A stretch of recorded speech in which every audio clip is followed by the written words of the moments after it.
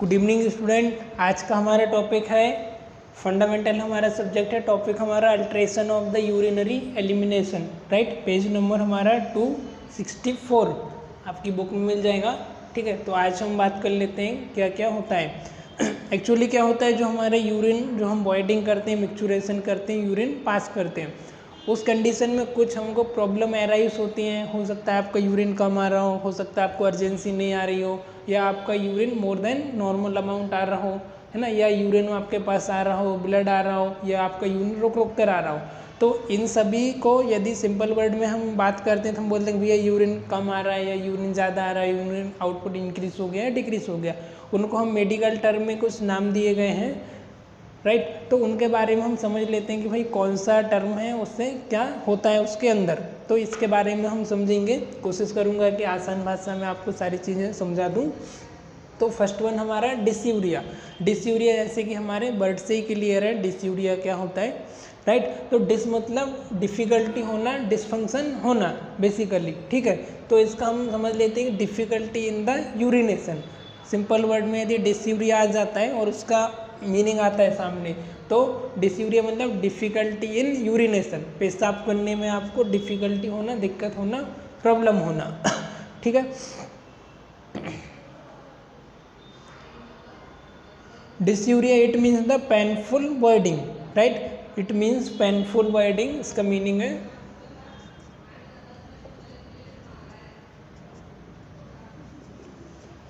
Painful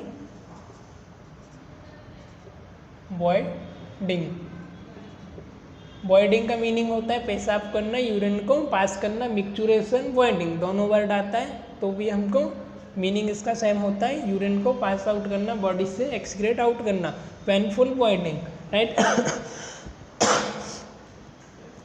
pen may be associated with the UTIs and it is felt as the burning sensation during the urination. Dysuria may be due to the any inflammation of the bladder, urethra after sexual activity, and often due to the STIs. Some medication may result in the dysuria. अब ये किस वजह से होता है, किस कारण से हो सकता है, हम उसके बारे में समझने की कोशिश करेंगे। उसके बारे में हम इसको समझते हैं। फर्स्ट वन हो सकता है आपको कोई यूटीआई हो। UTI means urinary track infection. जो भी आपका यूरिनरी ट्रैक है, होल यूरिनरी ट्रैक में कहीं पर भी आपको इन्फेक्शन और इन्फ्लामेशन हो, ये नॉर्मल कॉमन डिसीज है, फीमेल में ज़्यादा हमको देखने को मिलती है UTI, urinary track infection. Urinary tract infection, ठीक है, याद रखना। UTI meaning urinary track infection, most of the case female में मिलता है।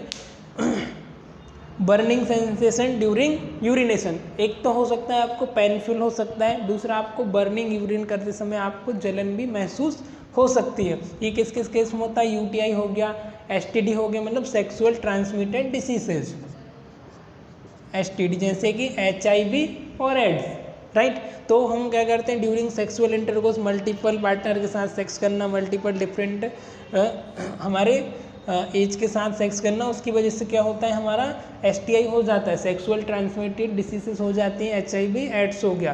तो उस कंडीशन में भी आपको क्या हो सकता है, यूरिनरी डिसफंक्शन हो सकता है, यूरिन करने में आपको प्रॉब्लम आ सकती है, आपको पेनफुल बॉयडिंग हो सकती है।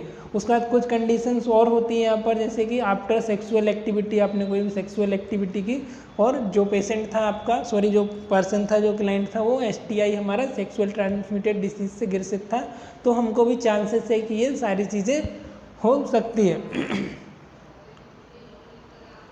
इसके अलावा क्या हो सकता है, आपको कोई भी इन्फ्लामेशन हो सकती है, आपकी ब्लैडर में हो सकती है, ठीक है, यूरेथ्रा में हो सकती है, ये आपका या यूरेटर में कोई भी इन्फ्लामेशन वगैरह हो सकती है, मीनिंग सूजन हो सकता है, इन्फेक्शन हो सकता है उसकी वजह से।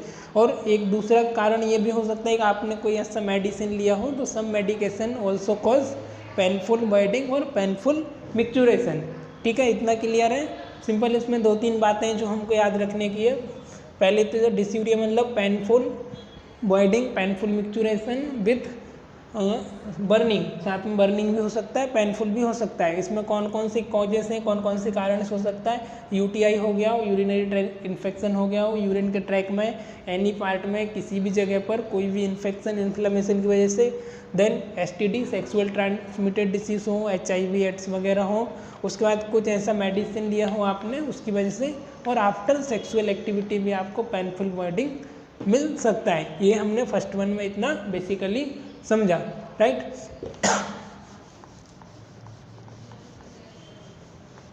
चलिए इसके बाद नेक्स्ट वन आता है हमारा second, polyuria.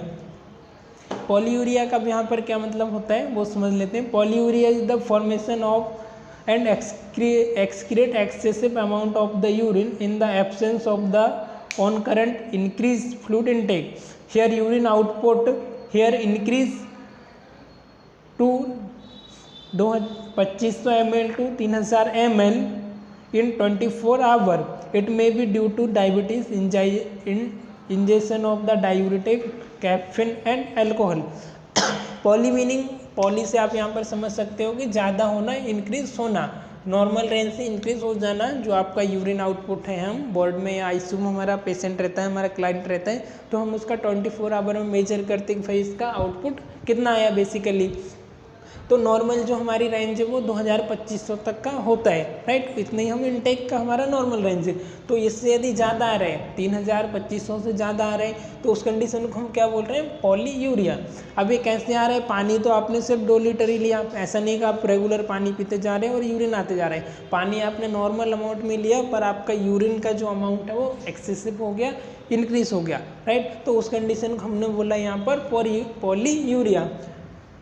Increase urine output या excess urine output more then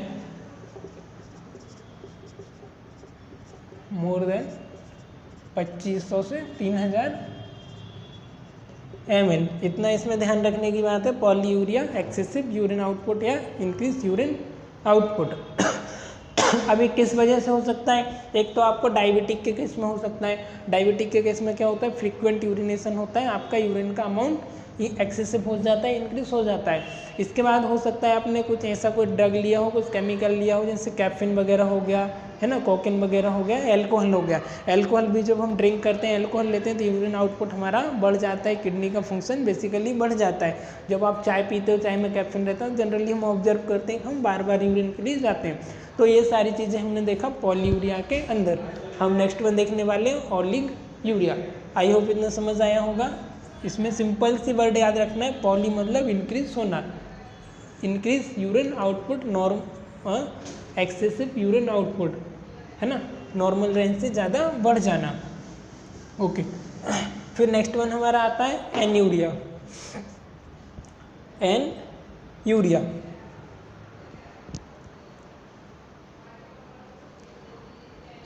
ओलिगयूरिया। The formation and excretion decrease amount of urine or urinary output less than 500 ml in 24 hours.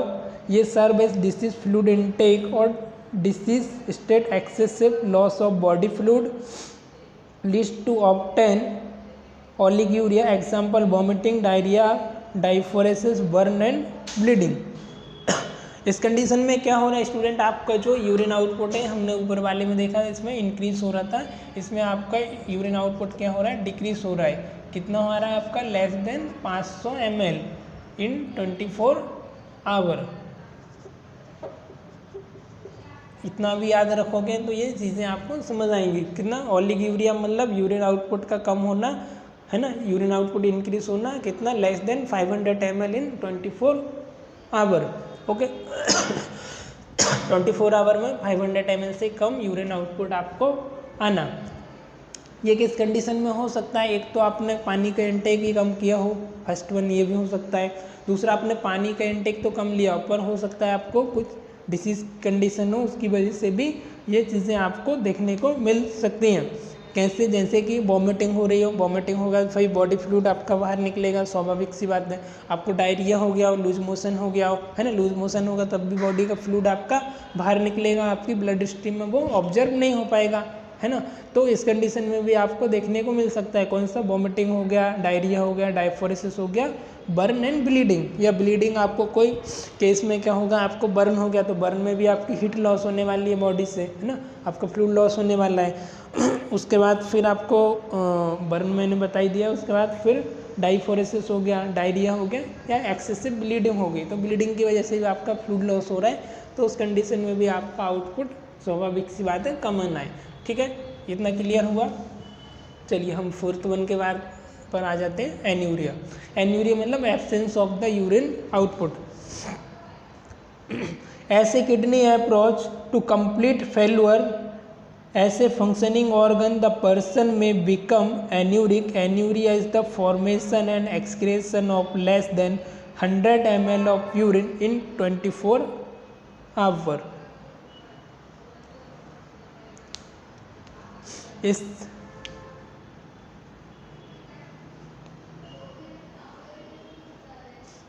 हाँ, इस कंडीशन में क्या हो रहा है, जो आपकी किडनी है उसका इंटरनल ऑर्गन है और किडनी है उसका जो फंक्शन है वो प्रॉपर तरीके से परफॉर्म नहीं कर रहा है, किडनी समझ लो कि आपकी फेल हो गई, राइट। तो उस कंडीशन में क्या हो रहा है, आपको लेस देन 100 ml, कितना, less than 100 ml in 24 hour. 24 hour में आपको यूरिन आउटपुट देखने को मिल रहा है कितना, लेस देन 100 ml। तो उस कंडीशन में हम क्या बोल रहे हैं, anuria, absence of the urine output, right. 100 ml कोई मायने नहीं रखता 24 आवर में, राइट। नॉर्मल हमने रेंज देखा है कि भाई 2000 तक 2500 तक आना चाहिए, तो हम उस कंडीशन को क्या बोल रहे हैं, एन्यूरिया। इधर इसमें क्या हो सकता है, आपकी किडनी का फंक्शनिंग टोटली फेल हो गया हो, टोटली सेसेस हो गया हो, स्टॉप हो गया हो, या आपके जो एसोसिएटेड ऑर्गन है वो फेल हो गए हो, तो उस कंडीशन में आपको यूरिन आउटपुट स्टॉप हो गया। इस कंडीशन को हमने क्या बोला, anuria, absence of urine output, absence of urine output, या less than 100 ml in 24 hour. Okay, समझ आया। चलिए फिर अगला हमारा यहाँ पर urgency. Normal bladder capacity range from 250 ml to 400 ml of the urine. Urgency describe the subjective feeling of being unable voluntarily to delay the urge to void. It implies strong micturition reflex may be due to the inflammation or irritation of bladder, incomplete urethral sphincter, weak perineal muscle control और psychological stresses। अब इसमें क्या हो रहा है, आपकी urgency ही नहीं आ रही है आपको यूरिन करने की, राइट। ब्लैडर तो हो सकता है आपका चलो भाई फुल हो गया हो, है ना, पर आपका जो इच्छा होना चाहिए, एक बिल होना चाहिए, अर्जेंसी आती है भाई अभी मुझे यूरिन पास करना है, अभी मुझे यूरिन पास करना है, वो आपको अर्जेंसी नहीं आ रही, वो आपकी अर्जेंसी जो डिले हो गई, वो लेट हो रही है ना। हो सकता है आपका जो स्पिंटर हो, स्पिंटर मीन्स हमारे ओपनिंग होती है, माउथ होती है, राइट, बॉल होते हैं जो केयर करते हैं हमारे यूरिन को पास करने का काम करते हैं, गेट भी होते हैं, तो उनमें कोई डिफ़िकल्टी हो गई हो, वहाँ की जो मसल्स है आपकी पेरिनियल मसल्स, आपकी स्पिंटर है, वहाँ पर प्रॉपर तरीके से सेंसेशन नहीं हो रहा हो। किस कंडीशन में हो सकता है, कोई स्ट्रेसफुल सिचुएशन हो, राइट, या कोई आपको साइकोलॉजिकल प्रॉब्लम हो, तो इस कंडीशन में आपको बेसिकली चीज़ें देखने को मिलती हैं, या कोई ब्लैडर में इन्फ्लेमेशन हो गया हो, कोई इन्फेक्शन हो गया हो, है ना, या आपका जो स्पिंटर बॉल है, पेरिनियल मसल है, वो वीक हो गई हो। अर्जेंसी मतलब जो आपकी इच्छा है यूरिन करने की, अर्ज है, उसमें डिले हो जाना, ठीक है, आया समझ।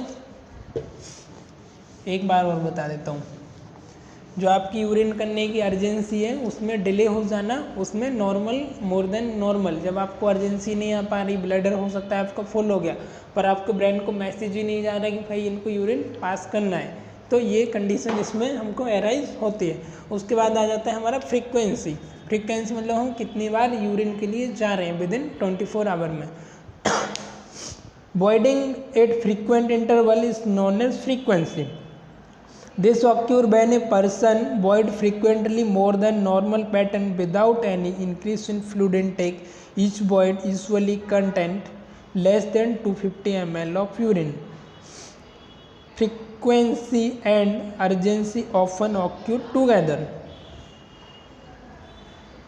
राइट। इस कंडीशन में क्या हो रहा है स्टूडेंट, आपकी जो फ्रीक्वेंसी है, मतलब आप कितनी बार यूरिन के लिए जा रहे हो, आपकी जो फ्रीक्वेंसी है वो उसमें हो गया चेंजेस देखने को मिल रहा है आपको, नॉर्मल से एबनॉर्मल हो गई। जैसे आप भाई 4-5 बार या 2 बार आप जनरली जाते, तो उसमें आपको उसकी जगह आप बार बार फ्रिक्वेंटली यूरिन के लिए जाओगे, वॉइडिंग के लिए जाओगे, और जो आप यूरिन पास करोगे, मिक्सचुरेशन करोगे, वो आपका कितना होगा, लेस देन 250 ml या एट अराउंड 250 ml, उससे ज़्यादा नहीं होगा, उससे कम भले हो सकता है। तो इस कंडीशन में हम बोल रहे हैं फ्रीक्वेंसी, है ना, कितनी बार वो यूरिन पास करने के लिए जा रहा है, कितनी बार उसको अर्जेंसी आ रही है, राइट।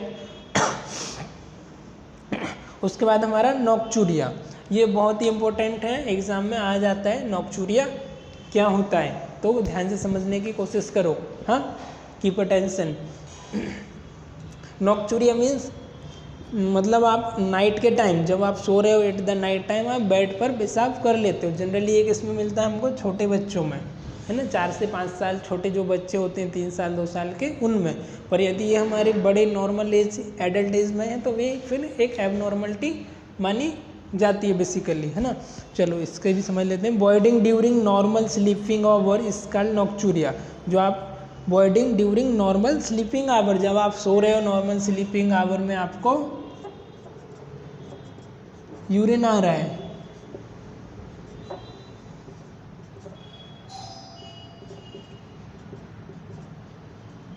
नॉर्मल जो आपके स्लीपिंग आवर है तभी आप बेड पर ही पेशाब कर दे रहे हो, बेड पर ही मिक्सचुरेशन कर दे रहे हो, इस कंडीशन को हम बोल रहे हैं नॉक्चूरिया,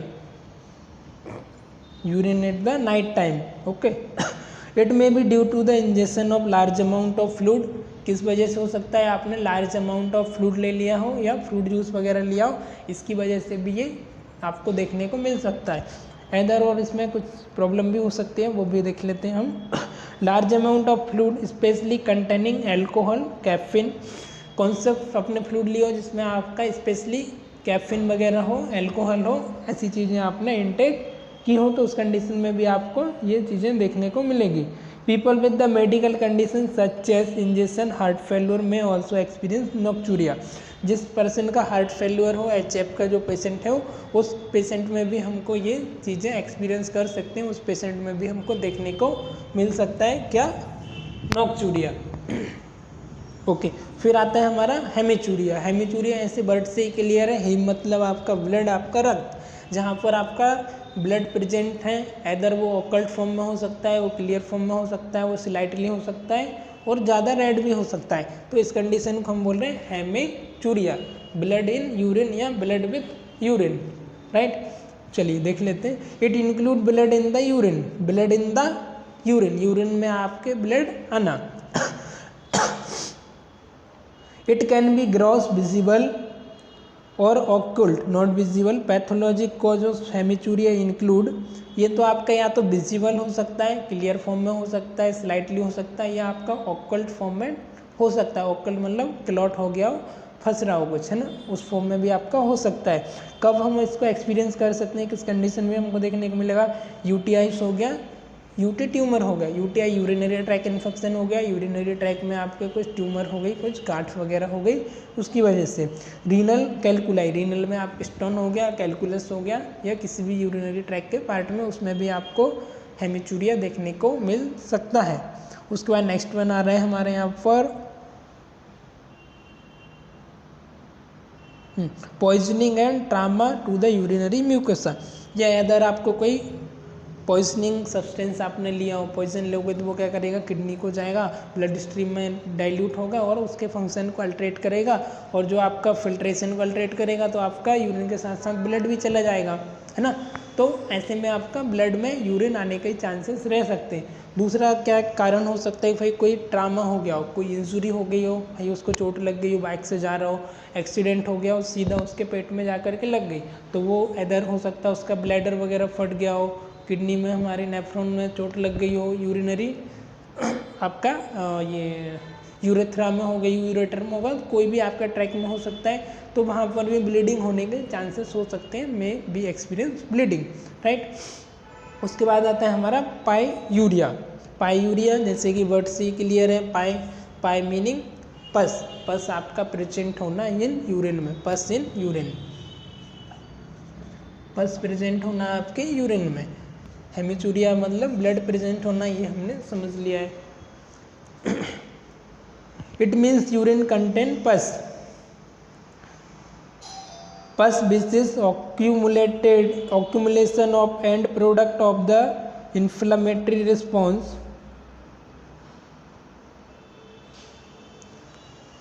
These may be microorganism and WBCs occur in the presence of the UTI, आपका जो यूरिनरी ट्रैक इन्फेक्शन है, सॉरी आपका यूरिनरी ट्रैक, उसमें कोई यूटीआई इन्फेक्शन वगैरह होने की वजह से, माइक्रो ऑर्गेनिज्म की ग्रोथ वगैरह होने से वहाँ पर आपके डब्ल्यूबीसी वगैरह प्रेजेंट होंगे और साथ ही साथ आपको पस का एक्यूमुलेशन आपको देखने को मिलेगा। क्योंकि कोई आपको वायरल बैक्टीरियल इन्फेक्शन वगैरह हो गया आपके यूरिनरी ट्रैक में, तो उस कंडीशन में आपको यूरिन के साथ साथ पस भी आपको देखने को मिलेगा, पस भी वहाँ पर प्रेजेंट रहेगा। उसके बाद हमारा 10 नंबर का है urinary retention. It is the inability to empty the bladder of urine it in the person is either unable to receive the growing bladder fullness और is unable to relax the bladder.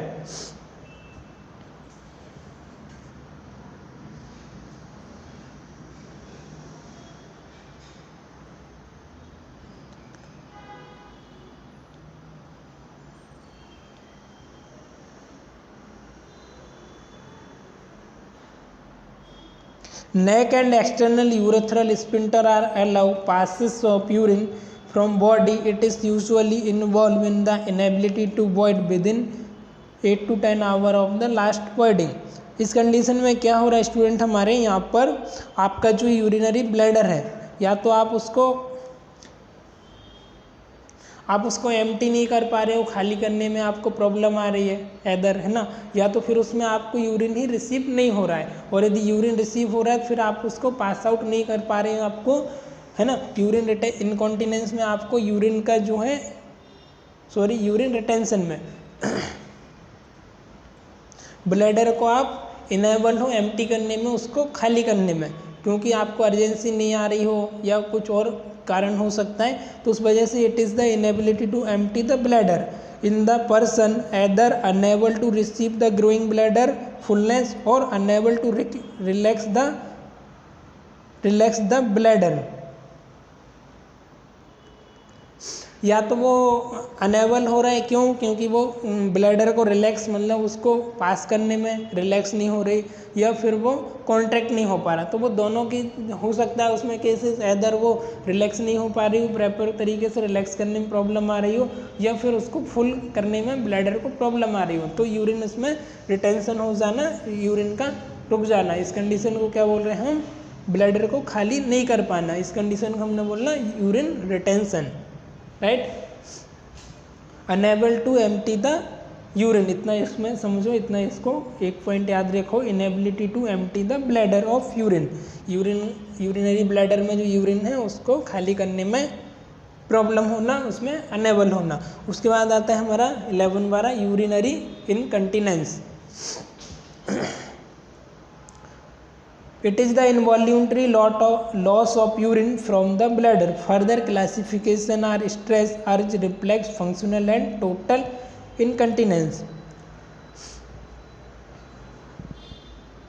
इसमें आप समझ सकते हो कि urinary incontinence में आपका जो यूरिन है वो थोड़ा थोड़ा करके इनवॉल्यूंटरी पास हो रहा है, या तो आप समझ सकते हो थोड़ा थोड़ा एक एक दो बूंद करके धीरे धीरे करके वो पास हो रहा है, राइट। इनवॉल्यूंटरी आपकी इच्छा के बिना ही धीरे धीरे करके आपको यूरिन पास हो रहा है, थोड़ा थोड़ा करके एक एक दो बूंद करके हो रहा है, या टोटली स्टॉप भी आप यहाँ पर उसको समझ सकते हो। ये क्यों हो रहा है,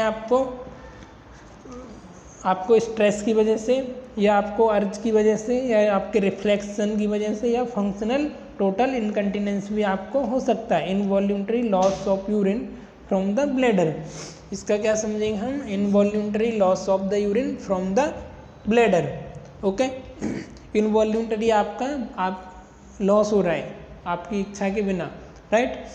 जैसे हमको अर्जेंसी आती है कि भाई यूरिन के लिए जाना है तो हम वॉशरूम जाते हैं, पर इसमें क्या हो रहा है, कंटिन्यूली वो डॉट ड्रॉप करके लॉस होता जा रहा है आपका इनकंटिनेंस आपका यूरिन, इस कंडीशन को हमने नाम दिया यूरिन इनकंटिनेंस।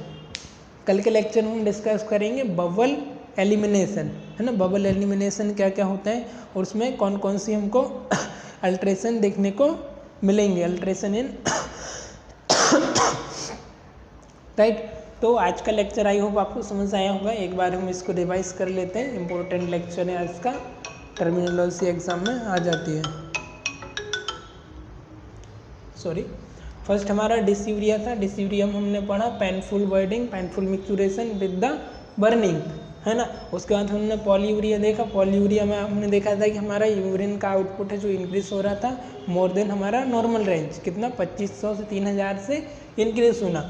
उसके बाद फिर हमने देखा था ओलिगूरिया। ओलिगूरिया में हमने देखा कि हमारा यूरिन आउटपुट जो है डिक्रीज हो रहा है less than normal range, 500 ml से भी कम आ रहा है विद इन 24 आवर।